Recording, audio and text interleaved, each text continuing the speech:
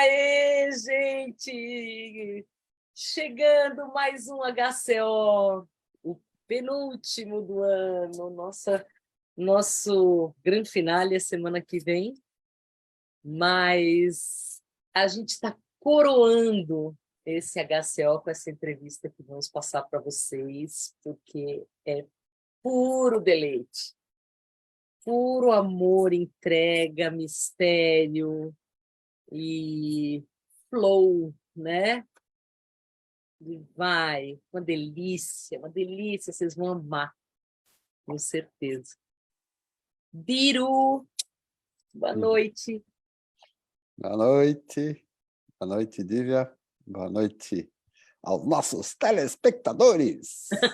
HCO, TV HCO. Melhor que Netflix. Isso. Gente, boa noite. Quem está nos assistindo agora. E uma saudação para quem nos vê depois.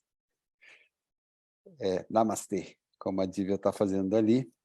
Essa é a nossa live, nosso encontro de número 96 e o 19º dessa temporada. A última entrevista que a gente faz esse ano, como a Dívia falou, com uma pessoa com tanta história, mas tanta história que a gente não saiu do primeiro período de Puna 1 com ela. Ou seja, há uma promessa, inclusive, dela fazer outras, quem sabe dá certo, né? Mas a entrevista é muito bacana, muita história, uma beleza só. E a gente está muito contente de estar entrevistando, de passar essa entrevista. Foi muito legal de fazer. Uma pessoa muito querida, nos recebeu maravilhosamente bem. E tem um áudio vazando aí, Didi. Tá. Acontece. Já estamos acostumados. A gente sempre passa uns apertos antes de começar. Trava aqui, dá problema ali com o vídeo, mas na hora dá certo. Gente, eu vou dar os recados aqui de sempre, enquanto a Dívia vai compartilhando esta transmissão nas páginas que nos apoiam no Facebook, que é Osho Sem Fronteiras, Gabriel Sananda, equipe, e Osho A Nova Realidade, que é Francisco Siqueira e equipe. Os créditos e os agradecimentos estão ao final, o vídeo é gravado, então estão lá, todos eles. Mas alguns recados importantes aqui, tá? Primeiro, a semana que vem, a gente tem a transmissão, a live de encerramento. Como no ano passado, em 2021, nós tivemos a ideia de fazer uma celebração de encerramento. Esse ano também teremos, dia 6 de dezembro, próxima terça-feira, mesmo horário, com muitas atrações, performances, não só as que a gente teve ao vivo, as gravações, aliás, durante todo o ano, com artistas. A gente vai extrair os trechos de cantorias com nossos artistas sannyasis, e também algumas pessoas deram depoimentos e contribuições, e a gente está montando um negócio bem bacana, então venham assistir com a gente, está muito bonito. Vai ficar muito bacana a nossa despedida do ano. E também recados importantes, nós não somos um canal oficial do Osho, somos amigos contadores de histórias. Histórias com Osho. Gente, importante também anotar que pode ter travamento, às vezes, quando passa vídeo gravado, dependendo do tamanho, ele pode travar. Então, se isso acontecer, não saia daí, fique por aí que a gente volta. E depois, se travar e cortar algum pedaço, depois a gente amanhã coloca no YouTube bem editadinho, bonitinho, mas não vai acontecer nada, vai dar tudo certo. Um recado importante também é que, às vezes, dependendo de como está configurado o seu Facebook, ele sobrepõe legendas. A gente traduz e coloca as legendas, porque a entrevista é em inglês, certo? Então, se tiver uma legenda sobreposta, você tem que ir nas configurações do seu Facebook, os 3 pontinhos ali, clicar desativar legendas automáticas. Então, Se ela estiver aparecendo agora para você, já, porque ela passa de português também, né? Você está falando e ela vai aparecendo. Se ela aparecer agora, você já pode desativar para não dar encrenca. Como eu fiz, a minha estava aparecendo agora, eu desativei.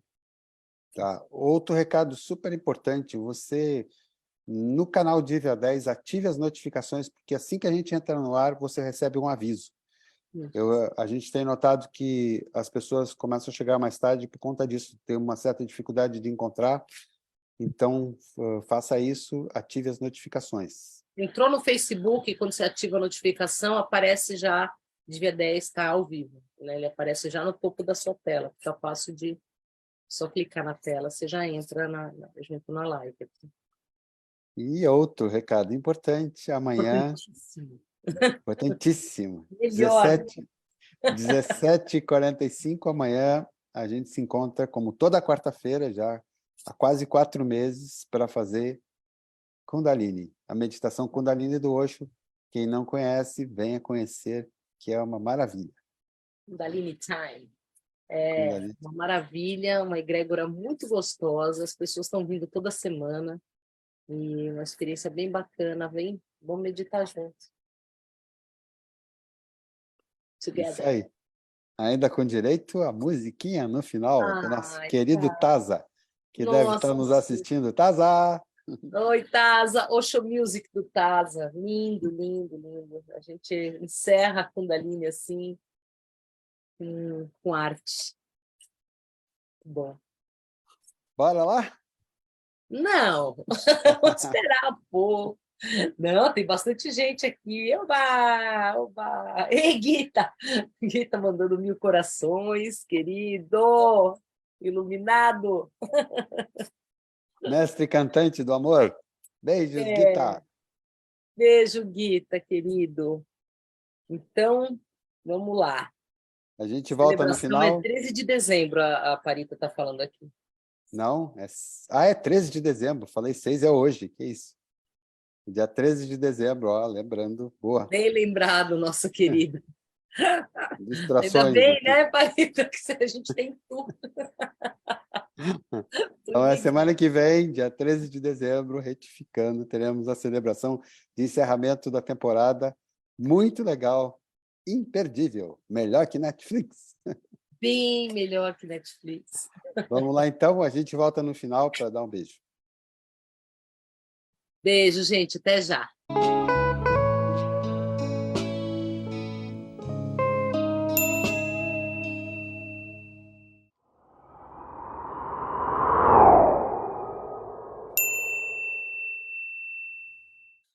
Maneesha, how did Osho come into your life?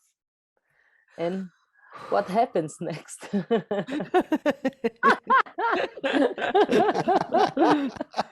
It was a very mysterious happening.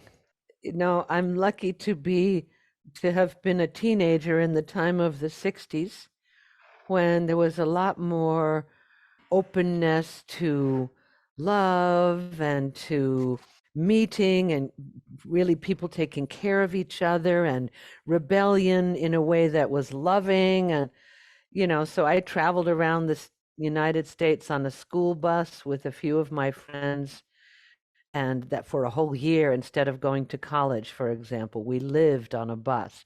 You know, I hitchhiked. I mean, you met so many people that were really open to something new at the time and open to something transcendent, and open at least to being different and acknowledging each other's uniqueness, kind of. Well, so it was a beautiful time. But, you know, when I was done with this tour with the bus, I went to college because I didn't know what else to do. And during the summertime, I would come home and live in my parents' home in New York, and I would go into New York City and study dance. All day long, I would take classes. So I was home for the summer, just dance, because I loved to dance. And I just had started maybe a year before, and I was taking dance with famous people and African dance and modern dance and everything. And a friend of mine who had gone with me on that bus tour with my friends around the States, but she'd left in the middle of it to meet her boyfriend, who I also knew.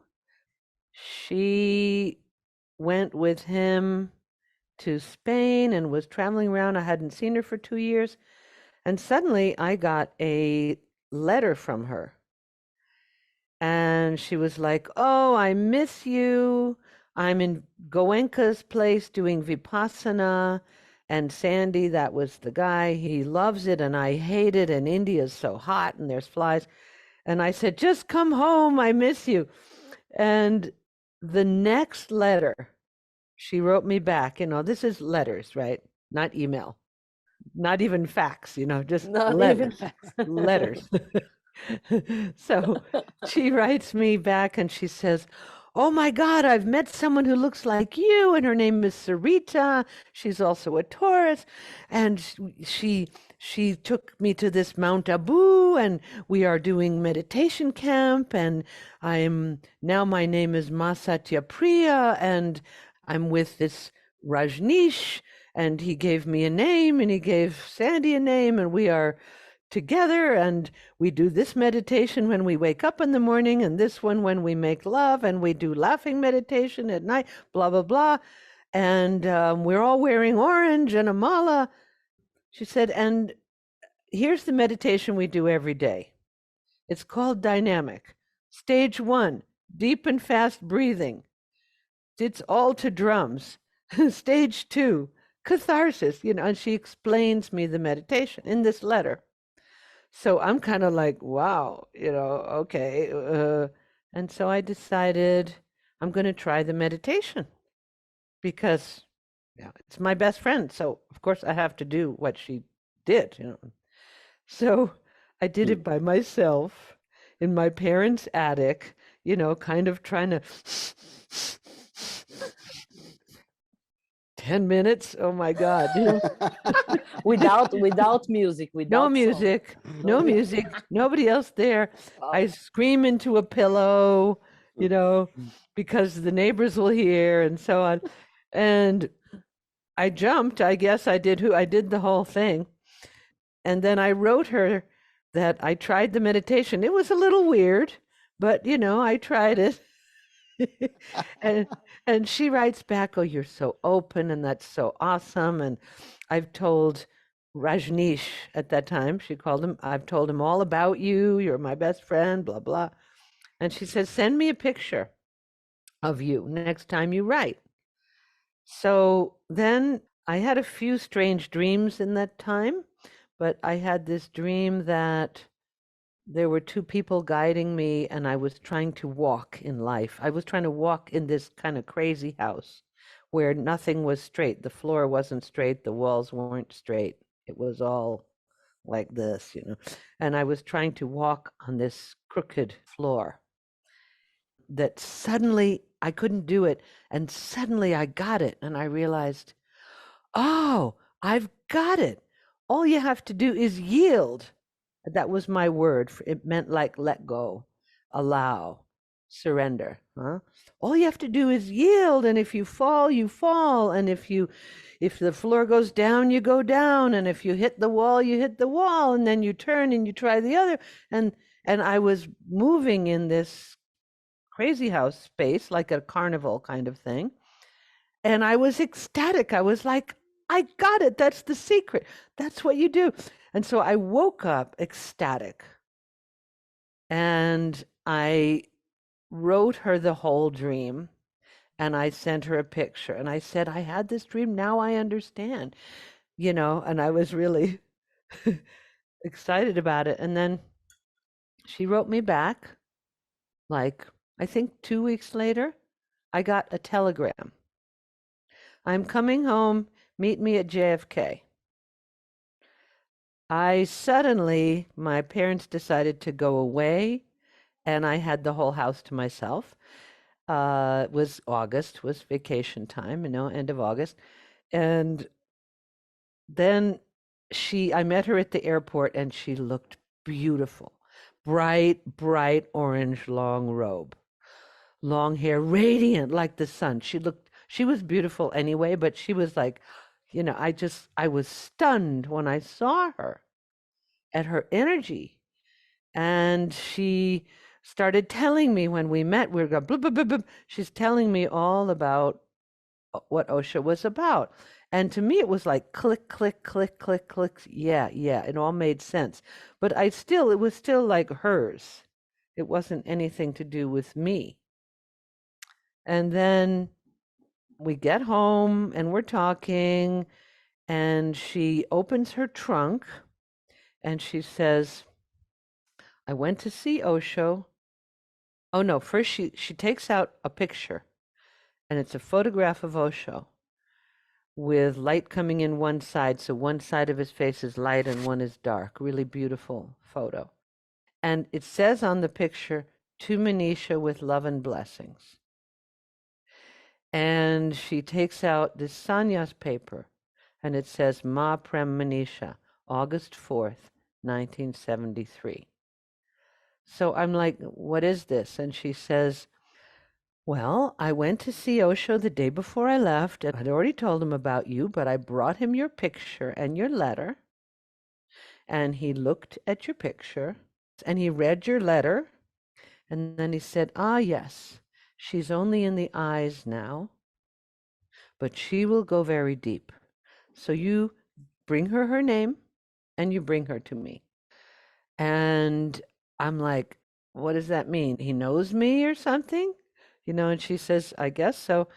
But then she took the mala out and she put it around my neck. She just put it, and I completely fell apart. I was crying, I was laughing, I fell on the floor.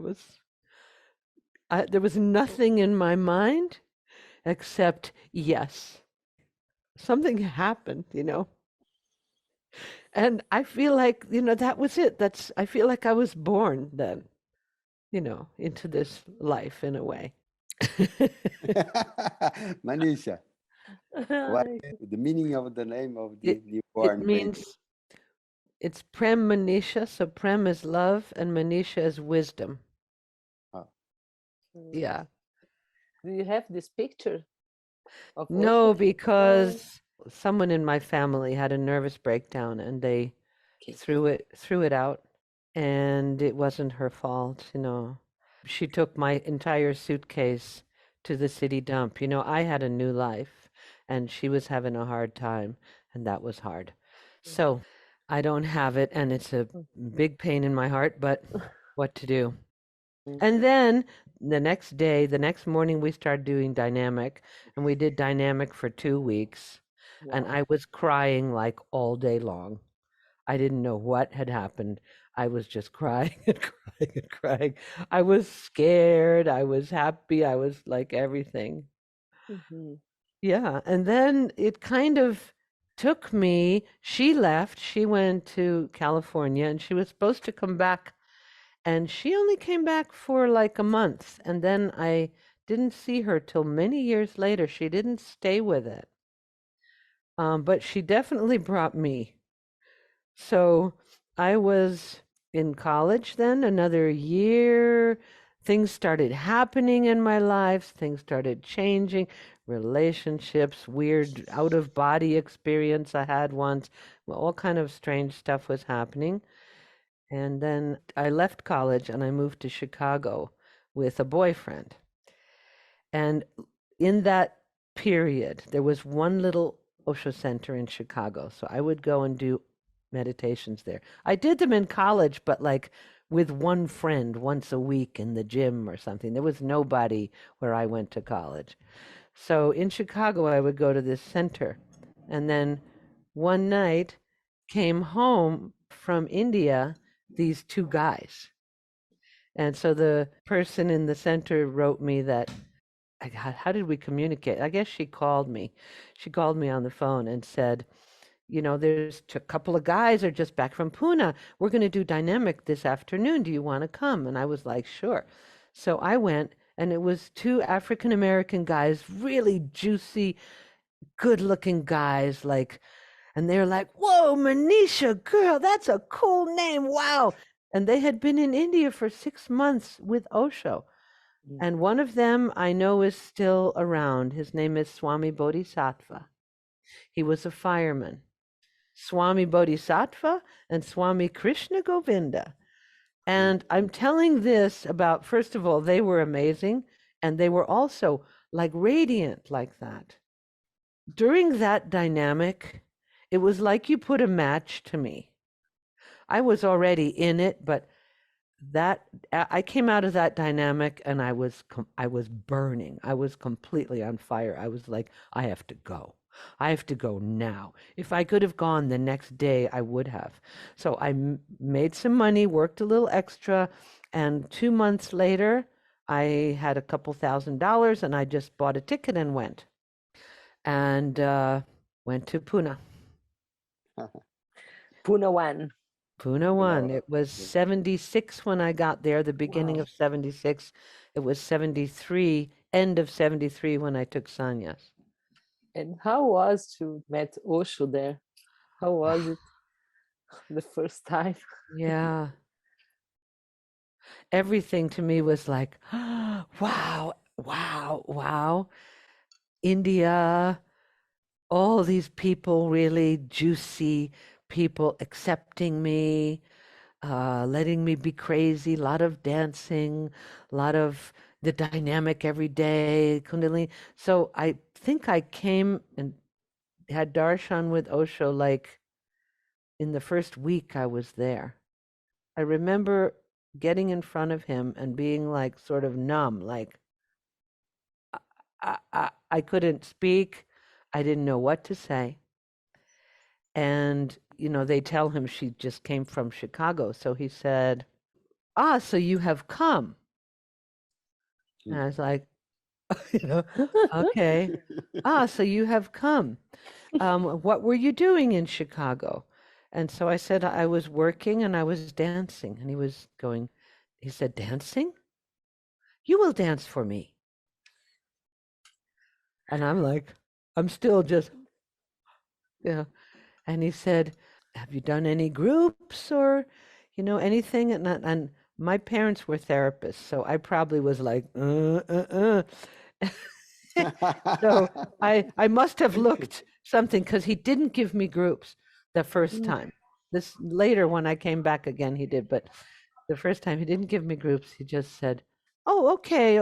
I said I did sensitivity groups because that was the thing in those days. That was the, opening up thing in those days in the hippie circles. He said, okay, so you do the meditation camp and you come back after the meditation camp in 10 days and you will dance for me. And he told Mukta to get tablas and everything, which she didn't. So I had to find some tape and a tape recorder. That's what we had then, cassette tapes. And I had to find that. I found something. I still know it was Alice Coltrane and Pharoah Sanders' Journey to Satchidananda, jazz, which I love jazz, but I was not particularly, I didn't even know the music. I just got something. And I did the meditation camp, which was fantastic. Meditation camp was awesome in those days. You did dynamic. You went to morning discourse. You sat with Osho. Then you had breakfast. Then you had another meditation. Then you had Nataraj. And then you had lunch. And then you had listening to Osho tape discourse. And then you had Kundalini. And then you had dinner. And then you had Osho darshan or dance and mood Buddha hall music group. It was like, or an evening meditation like Gauri Shankar or what's the other, whirling or whatever. We would do an evening meditation. That was 10 days. And I loved it. You really immerse, and his energy is everywhere. So I went back and I went to town in a rickshaw and had a dress made, bright orange, full circle skirt like this. And I sat in darshan, and at the end of the darshan, he calls me up and he says, anything? And I said, oh, I thought he forgot. So I said, you asked me to dance for you. He goes, oh, yes, I know. But first, anything to say? And I was like, no. And then, so he says, okay. And he tells everyone to clear out of the way, made a big space. They put the cassette, the music in the recorder, it started playing. And all I remember from that moment, really, from starting, was just starting and being so grateful that I could just speak to him. I went, wow. And I spoke with my dance and with my body. And I was so happy that I could speak that way, because I couldn't find words that were real, that I couldn't write anything. So I was so grateful, and I just danced. And eventually he had them stop the music. It was probably only 3 minutes or something, 4 minutes, I don't know. And then he had me sit in front of him. And in those days, he had this flashlight, and he'd tell you, close your eyes, and he would shine it on all your chakras and kind of look at your energy. He did different things at different times. And then he said, very good, very good. And he gave me a gift. He gave me a towel from his things. He would sometimes give people gifts. And that was it. And then I stayed for 6 months there. And, I had many darshans in Pune 1. I had 5 energy darshans. I had many talking darshans. Many things happened to me. He said things to me. I remember everything he said to me. And only one of them is in a darshan diary. And even that is much shorter than I remember it. So I don't know why. Either they didn't write it all down, or I got more words inside of me than I don't know. May I ask you, Yeah. something about your first dance with Osho? Yeah, I realize it's like your dream when you get down and flow, and that's true. No, I never thought of that. I have this impression right now. It is, in a way. You could say, because for words you have to use a linear part of your mind. Yes. To organize a beginning, middle, and end of a sentence, right? Yes. Even if you're lucky, you can feel the poetry of words. Still, it's more linear, and that's true. That's true. In a way, I felt, wow, I get a chance to flow with show me. It's true. Probably I had the same body language, right? Yes, exactly. Exactly. And down and go. It's true. It's true. Yeah, what a beautiful insight, Divya. Thank you. Yeah. Great. Pune 1, I'm very, very grateful that I could be there, because it was like you are with kind of a family, but everyone's alone, like now, like our journey. You're with kind of a family, but the family is connected not through conditioning, and not through blood even, and not through the social idea of what the family is, and not through shoulds and shouldn'ts and your country and it was a family of people that were connected through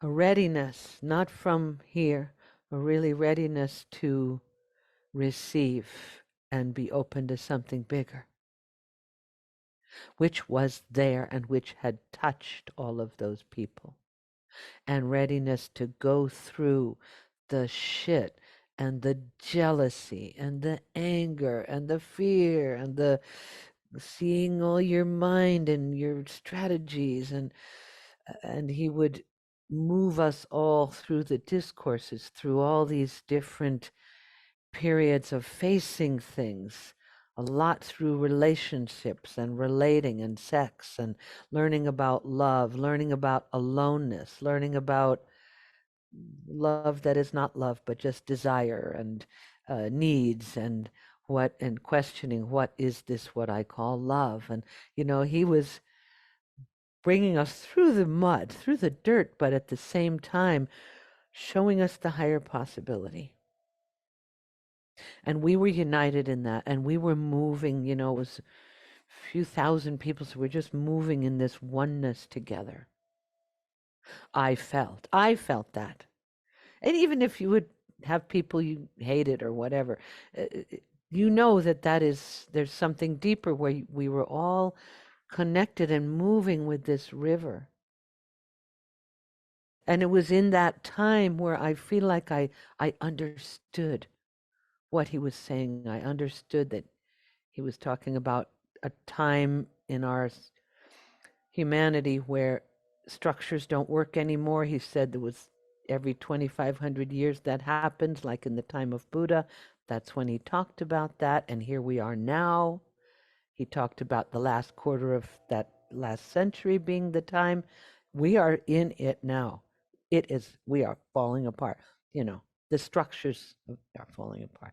So he talked about that. He talked about the religions and how we've been robbed from our spirituality by having to believe what you're told to believe instead of finding your own connection with the truth, with whatever the divine is, with God, if you want to call it that. He talked about the bullshit of politics and the manipulations and all the conditioning of our society and of marriage and of, he was laying it open, and I was just like, yes, oh yeah, oh yeah, oh yeah. This made total sense to me. And it was exciting, even if you would sit in discourse and it was just overwhelming to sit in his presence. I mean, your mind's going 1,000,000 miles an hour most of the time and your body's streaming with energy, like, and your mind's going so fast.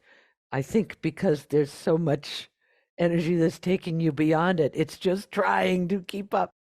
And there'd be then moments of peace and emptiness or bliss, but it was just like absorbing, and listening through his words that are so clear.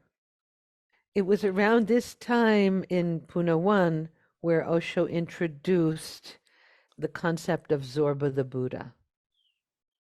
And, where he was explaining to us why active meditations. And it made total sense to me. And this is what, out of that, my work came. Where, he said, in the time of Buddha, vipassana was enough. People could go in more easily because they lived more naturally.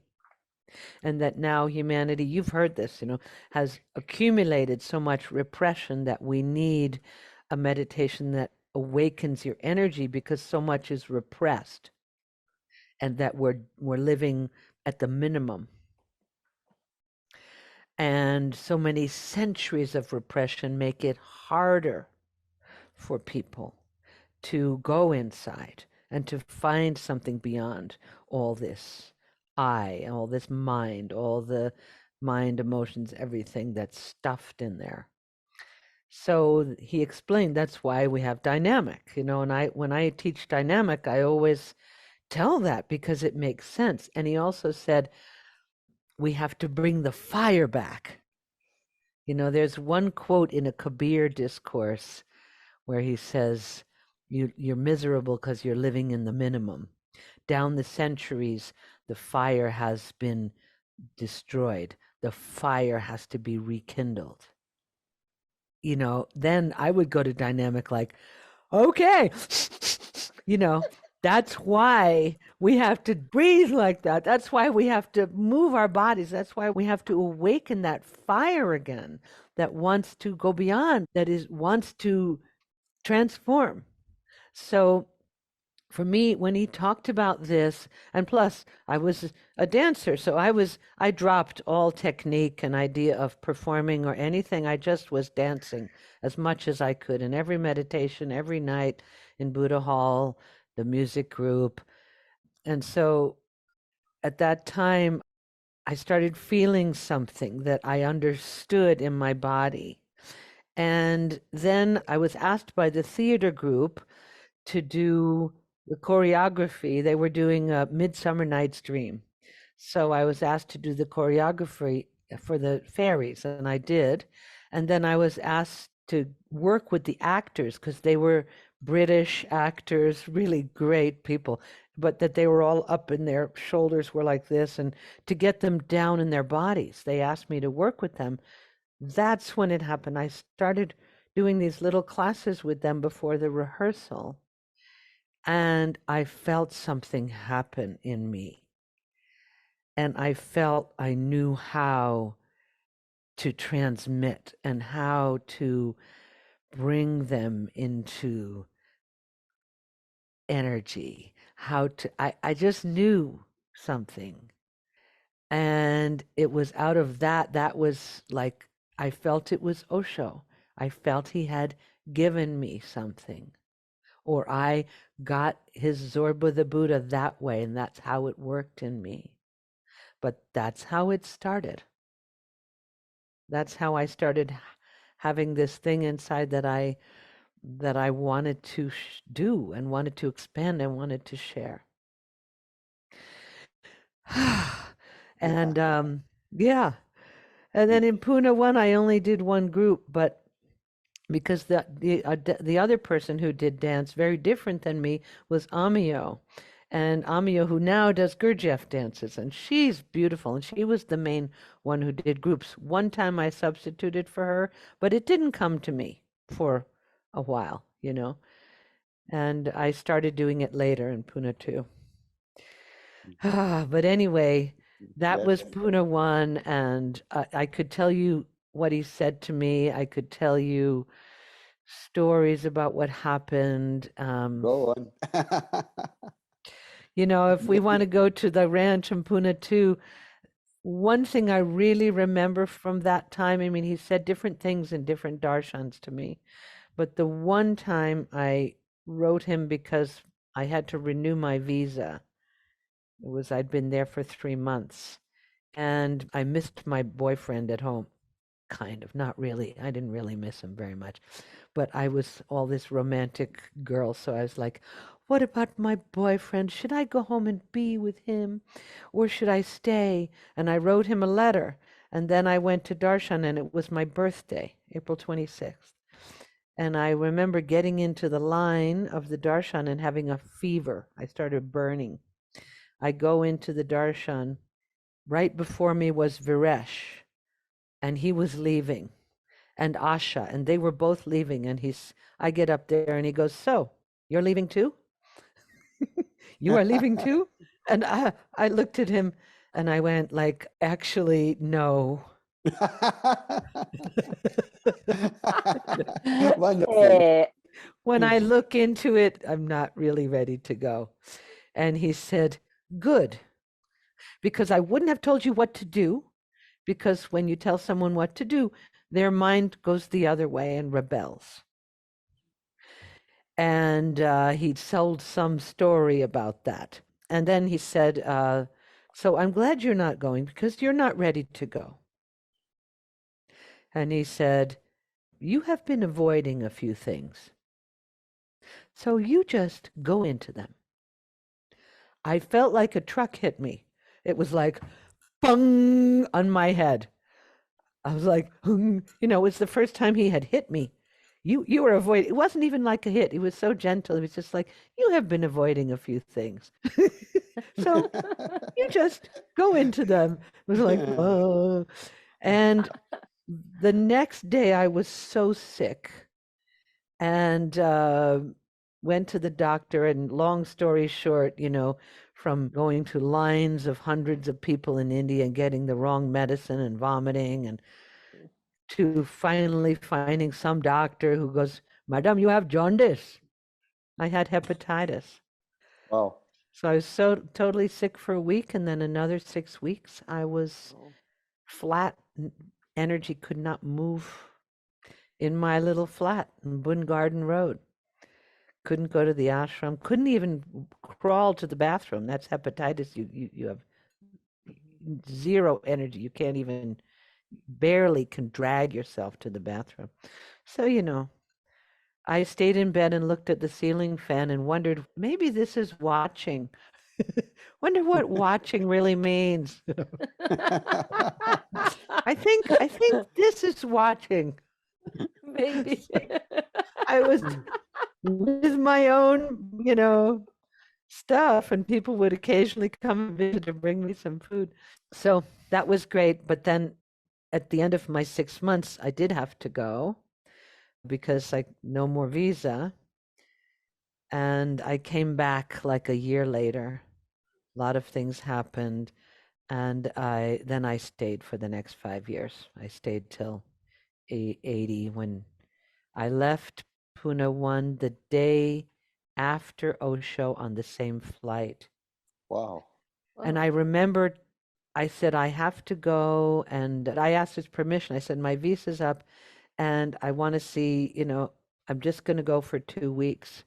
And so Lakshmi called me and she says, Osho says, very good, but you stay for a few months. And I was like, no, I want to come back immediately. I'm coming back in 2 weeks. And she said, yes, but he says stay for a few months. And I was like, no, Lakshmi, I'm coming right back. I don't want to be there. I want to be here. I'm coming right back. She says, stay for a few weeks, a few months. And like this went back and forth for a while. And then I didn't know. I was freaked out. I didn't want to. Why did he tell me that? And da, da, da. And then it turned out that he left the day before me on the same flight and went to America. Wow. Wow. So There you go. yeah. And I went and lived in when I got there, wandered around. I was not invited to the castle where he was. New I Jersey. went, yeah, New Jersey, but I was in New York, but I couldn't go there. Some people just went and showed up. So I just went to a center in Boston, Sambodhi Rajneesh Meditation Center outside of Boston. It was very beautiful. I lived there for a year. And then I was waiting to be invited to the ranch and it wasn't happening. So one day I called up and I got Sushila on the phone, not Sheila, Sushila. And I said, can I come, please? So after a while, she said, okay, come. So then I went, left my boyfriend that I had there and oh, but I didn't tell you the rest of the Pune 1 story, what he said to me about leaving. I think we're gonna have one interview for each phase. Okay, I know. So this phase, let me tell you what he said to me. You've been avoiding a few things. He said, why do you want to go? And I said, well, my boyfriend, blah, blah, blah. And he said something really long, but the basic of what he said was, I'm glad you decided to stay because that's not a good reason to go. You can be in love and not have love. So I want you to stay here and find love. And that's when I kind of went, okay, boyfriend, not important. Got it. Yeah. And then there was a lot of other darshans that happened in that time. But that was Pune 1. And you know what was really big for me in that time? I had been there for 1 month. So this is the first 6 months I was there. I'd already danced for Osho, but I'd been there for 1 month. And I was on the roof of Krishna House, which still exists, right? It's the office. It was the office then. Looked very different.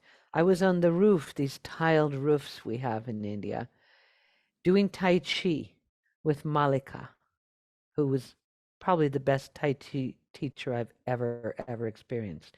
She's English. I don't know where she is right now, but I was doing Tai Chi every morning.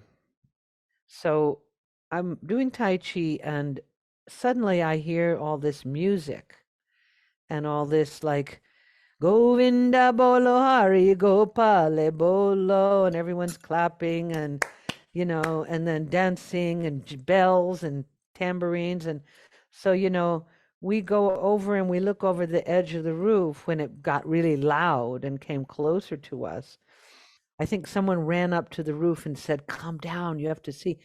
And so we went and looked over the roof, and there is a procession with all of us in orange. So Westerners, Indians, all in bright orange. And they were carrying a body, and it was full of flowers. And they were coming into the ashram gate and coming down the path, the main path. I didn't know what was happening. And it was scary. And I asked somebody, and they said, that's Vipassana. Vipassana died. And Vipassana was a Dutch woman, the twin sister of Viyogi, who's, I think he also left the body recently, or he was ill, or something happened to him. Anyway, Viyogi, beautiful man. And everybody loved her. She played guitar. I didn't know her that well because I hadn't been there that long, but she was in the hospital. And this is all in the discourses, what he said to her, and people asking him about her, and him explaining how he was keeping her there only long enough that they could make a connection so she could leave the body, and all that, is all in the discourses. So, but I go down, and I was terrified. No, I was 22 years old. I was, and everything was wonderful. But these weird, people are dancing and crazy and wild, and somebody's dead, and there's flower. What is this?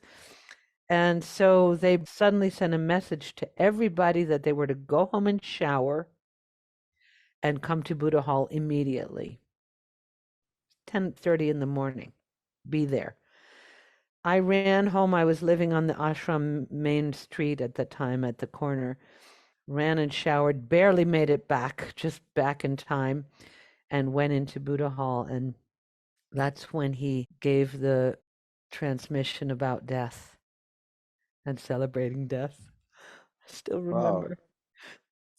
I feel so lucky, I feel so grateful that I was there, that I got to hear that and feel him transmitting that.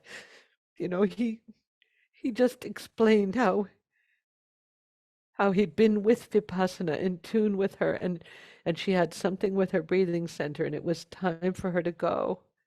And when he knew that she was ready and she'd gotten the transmission, they took her off the life support. He said to the family, "It's okay now." They took her off the life support.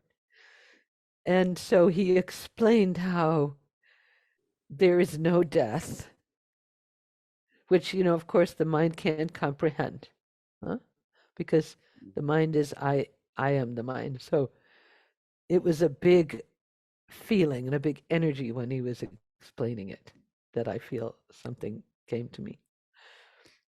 He said, when a person leaves the body, we have to help them. They don't know yet that they're really gone out of that body. And they are not gone. They are here, but they're not in that body anymore. So he explained we have to celebrate, because death is not something miserable. Death is just a transition to some other adventure. And yes, you've let go of your body, but it's a celebration. You're moving on in consciousness. You're moving higher. You're moving. That's all of our potential. That's why we're here. We're here to grow in consciousness. And I always feel like I say in my groups, like, we're growing. Like it or not, you're growing. That's what human beings do. You can complain about it and fight with it, but like it or not, that's what we do. We're growing like a plant, like any being in this nature. And so I remember feeling that then, like, oh, yeah, this is just going without me doing anything about it. You know, you can read that discourse, but he said, so celebrate, dance with Vipassana, help her to leave. And if you cry, your tears are not for her, they're for yourself, for your sadness, for your clinging, for your fear, for you, they're for you. They're not for the person, because the person is in joy and bliss and they are moving onward. And let your tears be tears of gratitude and celebration. And then we all, you know, and he spoke a lot about this. I mean, it's a whole discourse. You know, he said, so go with her, take her to the burning ghats. And so we all left Buddha Hall and went down the path, and they took the body, singing, dancing. He said, go. And we all walked to the burning ghats behind her, singing with all the Indian musicians and, you know, singing and dancing and crying and afraid and just giving it all to the fire. And we just danced all night and while she burned. And I feel so lucky that I was there when he gave all of us this transmission about death. He didn't just say some words in a discourse. When someone died, he took us through it. Wow. It was just, and I don't know, I have fear of death. I have more fear of losing people I love, I think, but I have fear of it, of course. I don't know if I'll be able to relax and let go when I'm at my end. I don't know, but I feel like I hope that which I understood then can stay with me. It will stay. I With you. anyway, it's I feel like it's in his hands, which is however close I've managed to come and dissolve into inside. We are moving the way of the white clouds. Cloud, we are moving the way of the white cloud. We are moving the way of the white cloud home to you. I read that book, I think, while I didn't really read. I'd read a few pages and then put it down, but and then read somewhere else. But I read into Way of the White Cloud when I had hepatitis, when I was alone there. Wow. Yeah, and so then also Pune 1 was Vimalkirti, where he showed us again Yeah, the prince, yeah. the prince, Turia's husband, the Prince of Hanover. What a beautiful man. I've read things that he wrote that really touched me, where he wrote about, before he died, about how the suffering of his mind, how he could feel how cruel he is to himself. That really touched me. At the time, I didn't recognize the mind can be cruel to us, or we can be cruel to ourselves through what we've absorbed in our mind. But when I read it later, years later, I went, whoa, wow. So he was really looking before his death. Yeah, I remember that. And his father, when his father died, maybe that was Pune too. Now I don't remember. But I don't remember too. I remember just to I used to work in Bodhidharma. We are in Pune too, yeah. Now we go back to Pune 1. But I remember Osho's father Tom was in a garden. There was a bamboo garden around. I used to sit there for Vipassana. I loved that place. his father, and Yes, in Pune too? in Pune too, his tomb was there near Oh, his Mariam tomb. Yeah, canteen. yeah. Right. He used to sit That was there. my favorite Vipassana place. Was Yeah. next to. That was a spot. That was a spot. Wow. That really was. Yeah. Oh, man. So beautiful. You know, so many energy darshans that I know I understand why he stopped doing them because of what he said, but I'm very grateful. The period where he was speaking in the morning, like when I first got there, he was speaking morning and evening. We had a month in Hindi and a month in English. And I used to go to the morning discourse and be so blissed out because you couldn't understand the words. And he speaks so beautifully. I have a Hindi discourse that I sometimes listen to because I don't understand a word of it. And to just listen to his voice and the inflection and the fire and feel the transmission and just him, without my mind even going into any of the meaning is a real gift. And so I feel like that was such a gift when I first got there. Sitting in Changtzu Auditorium, which is now the Samadhi. That's where we had discourse then. We didn't have Buddha Hall until halfway through Pune 1. It was just a dirt thing, and we would do some meditations there. So then we had discourse later in Buddha Hall, but in that time in Changtzu Auditorium, only so many people could fit in, but somehow almost everyone who wanted to go could fit in the beginning. And I remember one morning, this is a really good story. It was the discourse, The Beloved. And that's about the bowels. And it was the day that the Beloved was beginning. I had a friend who was an American friend, an African-American woman who I met there, who was a singer. In fact, we went and sang. Lakshmi we did a band where we went to Bombay, and I sang with Ektara and Suresha, and who's also around. She's in California, Suresha. We sang with this, and we had to learn. I remember we sang Earth, Wind, and Fire Fantasy. Every man has a place. Da da da da da da da da da da da. His fantasy, and we had musicians, and I can't believe we did this. We went and sang to Indians in Bombay, and with red and a mala and everything. Anyway, I had this friend that we'd done that together. Her name was Ektara. She left that morning to go back to USA. I took her very early in the morning before discourse in a rickshaw to the train station and said goodbye to her. So I was all filled with the sadness and joy and love and song of my friend Ektara, and I go into the discourse for the first discourse of the bowels, the Beloved.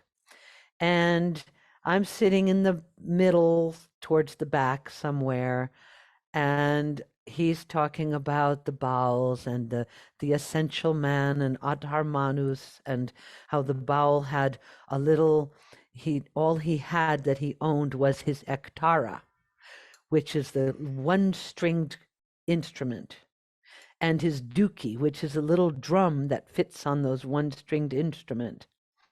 He's describing how they would go around and just sing because all they were interested in was finding the essence, the essential man.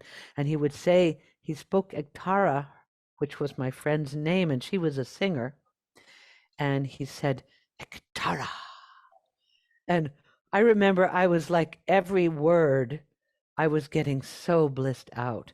I mean, Ektara, he would say, my friend, and the love, and we sang, and joy, and this joy of singing. I was just like, oh, and I'm just sitting there with my hands open, just listening, and he's talking about the bowel and the essential man, and I remember, I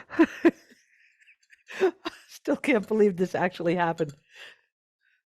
So suddenly I was getting so blissed out that I just was like, I couldn't hardly contain it.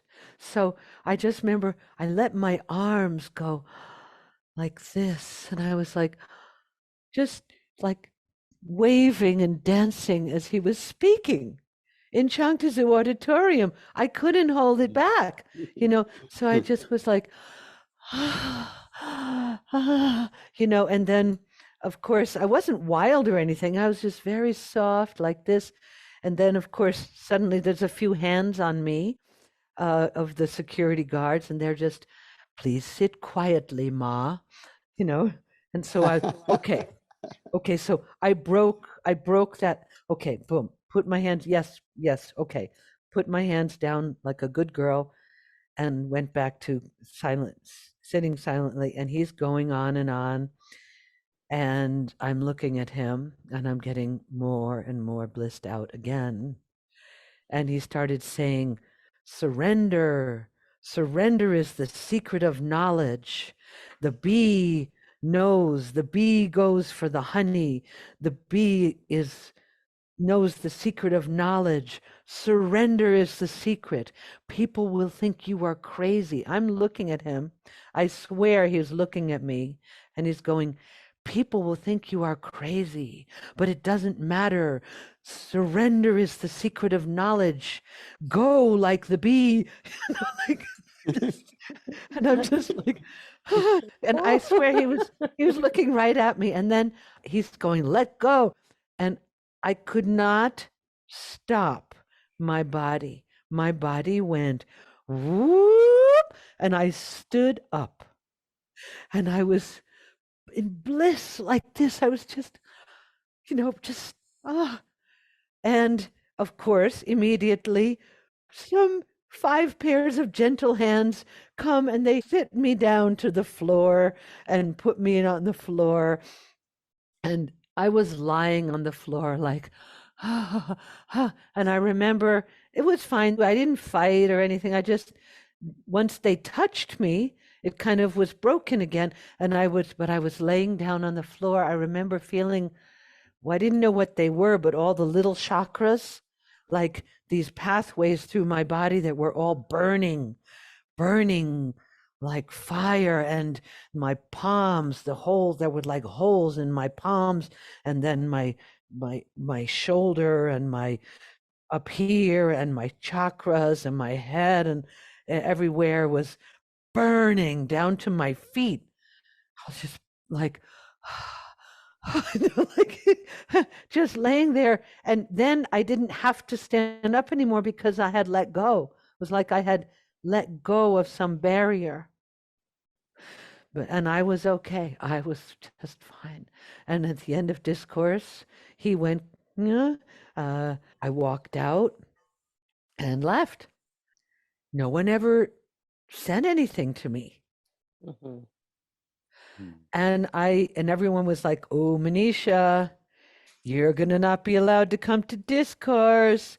Oh, Maneesha, you disturb. Nothing was ever said to me. And I had a talk. I think I saw my friend Krishna Bharti. He was a photographer and he was with Osho. And he was actually the person that was with my friend who brought me to Osho. Okay. And then in Pune 1, he was with Diksha, who was the Italian mama who ran the kitchen. He sat me down. He said, that was a little, because he was one of the guards, Apparently, Osho was asked what he should do, and he said, it's okay. You don't need to do anything with her. She's fine. Great. And I was like, wow, okay, good. Because I knew that something happened between me and him. Mm-hmm. Mm-hmm. So even if I couldn't go to discourse for a while or whatever, that didn't matter to me. Because I knew that was what it was about. So beautiful. We knew. We knew too. You knew also. Yes. I know. Yes. It's a real pleasure to feel you both. And I feel your connection with him as I'm telling, and you're getting me, feeling me. You feel this, when I'm telling you, and it makes it much more easy for me to be real, for me to let it touch me and not just be like a blah, blah story. Because, it is, it is a real thing inside, even if it's something that happened in the past. The gratitude and what came into me that is there, that is now me and mine or ours or it or something, that is, it's very beautiful to have an opportunity to share to you who understand. So I Yeah. thank you. Well, we thank you because all that is happening to you happens to everyone that talks Yes. to us. And well, whenever you can, we keep going, okay? Yes, please. Okay. Okay. Thank you so much, Maneesha. Okay. You're Thank Thank so you you so welcome. much. You're so welcome. It's been a joy. For us too. Yeah, sure. Sure. I'll write it down. Thank you. Thank you, beloved. Thank you. you, beloved. Have a beautiful day. You too. You too. Osho. Bye. Osho!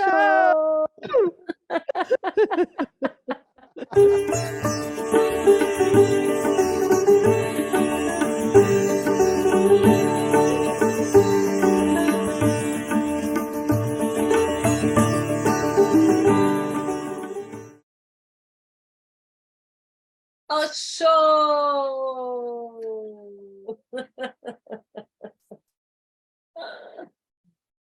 Ai, gente! A forte é essa, né? Falando da morte ali, foi. Eu passei por uma experiência dessa em Puna. Uma pessoa morreu fazendo a dinâmica, né? Deixou o corpo e o Osho falou sobre a morte também. No dia seguinte, a banda veio tocar de manhã e o Osho apareceu e tocou no cara, assim, e todo mundo chorando. Eu